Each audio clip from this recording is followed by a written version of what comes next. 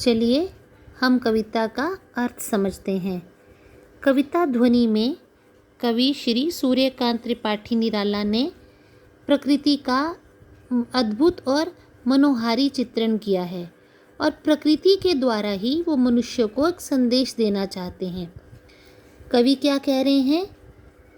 अभी ना होगा मेरा अंत, अभी अभी ही तो आया है, मेरे वन में मृदुल वसंत, अभी ना होगा मेरा अंत।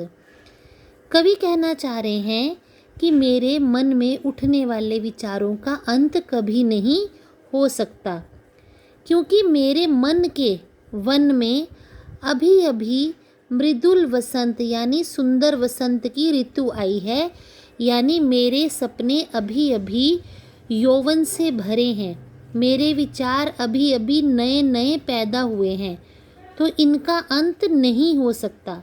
जब तक मेरे मन मस्तिष्क में विचारों का आवाहन होता रहेगा, विचार आते रहेंगे, मेरे हृदय का, मेरी आत्मा का अंत नहीं हो सकता।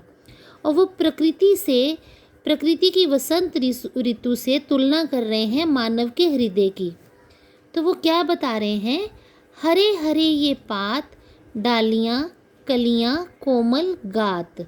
गात होते हैं शरीर की। वसंत ऋतु आई है और पौधों के कोमल शरीर पर डालियाँ, कलियाँ खिलने लगी हैं। डालियों पर कलियाँ खिलने लगी हैं, लेकिन अभी वो सोई हुई हैं। यहाँ कलियों की तुलना उन्होंने दुखी और परेशान लोगों के साथ की है। वो कहना चाह रहे हैं कि जिस प्रकार सोई हुई कलियों को सूर्य उदय होकर उन्हें सपनों से जगाता है, अपनी किरणों का उन्हें अमृत पिलाता है, उसी प्रकार मैं अपने विचारों के अमृत से दुखी और मुरझाए हुए दिलों वाले लोगों के सपनों को जगाने का कार्य करूँगा। फेरूँगा निद्रित कलियों पर, जिस प्रकार सूर्य निद्रित कलियों पर निद्रित होती है, सोई हुई कलियों पर अपनी किरणें डालकर उन्हें आलस्य से जगा देता है। प्रत्यूष होता है प्रातःकाल।